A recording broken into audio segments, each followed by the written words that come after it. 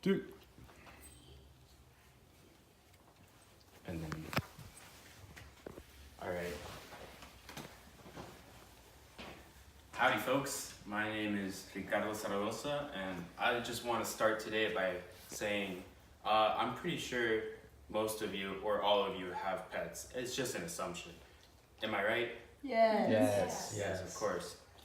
These cats, dogs, or any other type of pet we have are all types of animals that we all stay connected to, and they become our trusted deed or our partner in crime in a way that we always want to do everything with them. And everything is just, we do anything for them in a way.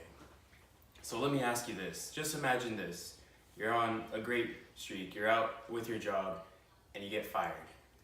And you start to lose financial privileges. You're slowly going down under, and you're starting to not be able to afford to have a pet anymore.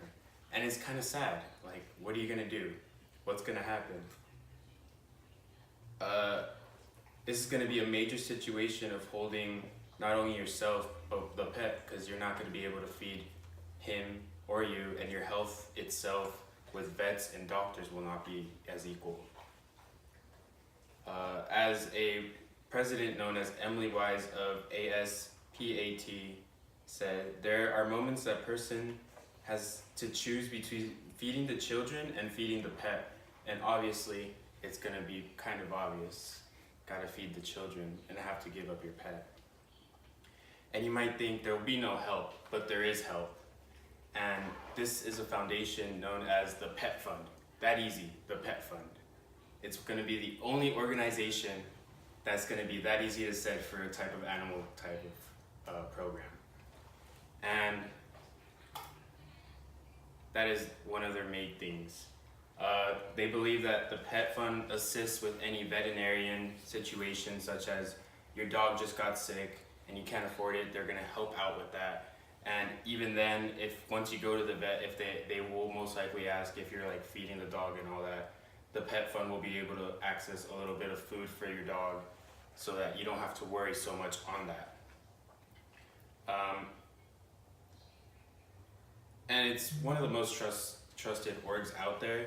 It will be able to be constantly helping people because they have an average of 200 calls a day of being able to get the foundations in there. So what are the statistics of being able to have the whole foundation continue? So coming up with the Pet Insurance Institute, they have scheduled that there's about 59.6% of homes in the world with pets. That's a lot. That's over half of the homes in the United States to be able to have a pet.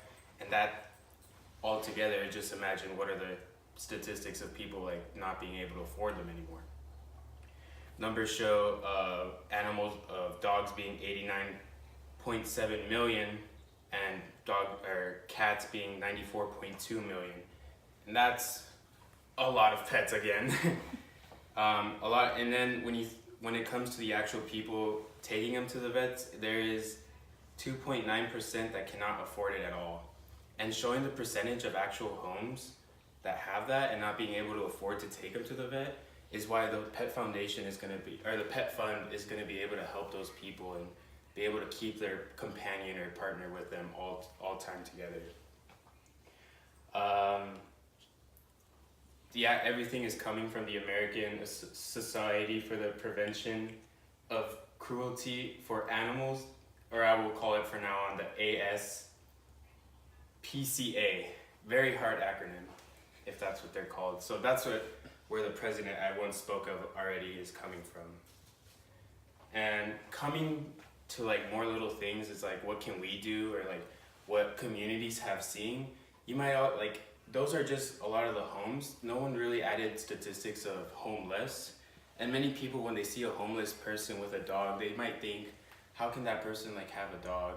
And instead of thinking that, you should probably tell them, like, have you heard of the Pet Fund? To be able to have your pet be able to continuously get food and be healthy with all the veterinarian needs that they have.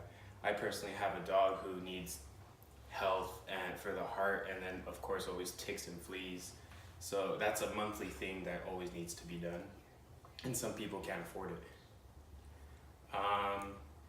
Usually like annual costs or like monthly, sorry, just like regular pet visits is about $200 to $600 when you go to the vet, depending on what the circumstances are.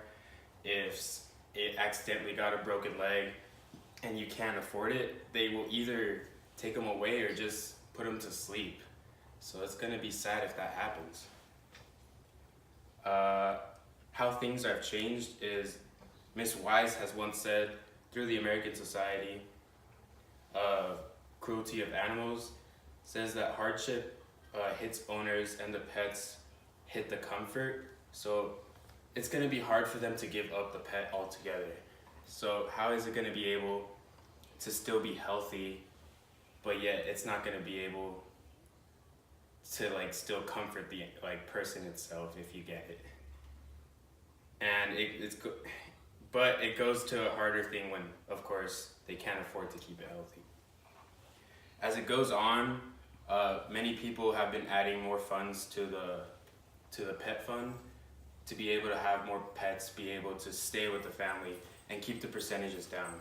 There's times where rehomed pets are about 42.7% of it, as shown, is because they can't deal with the healthiness anymore from both animal and person. So there's a whole bunch of animals being given up and being sent to shelters. And that's very sad for both the owner and people just seeing dogs. And things that you can do from changing dogs like that to becoming dogs that are happy is go out and be able to join the fund, to be able to donate money to everyone, or not everyone, to like just a little bit of donations can help the person to help them keep their dogs with them, keep their cats with them, so that they can stay happy and the dog can stay happy as well, instead of being enclosed in food and all that. It's gonna help both, the society altogether from losing animals or seeing a whole bunch of strays, because it's not always best. So another thing that can be helpful is that the pet fund doesn't have a lot of like people working, so volunteering work could always help with people. If you volunteer some time and even keep the speech or spread the word about what everything can be done to help the pet fund. And you can somehow bring the organization to a higher power. And it's continuing to grow with them joining up with universities to do studies to be able to get dogs to be healthy altogether without having to like need to go to the vet. So every little thing that you can do to help, it's gonna be the best thing possible for pets and families today. That's it. As I've said, keep on going with the pet fund and help everyone out. Thank you.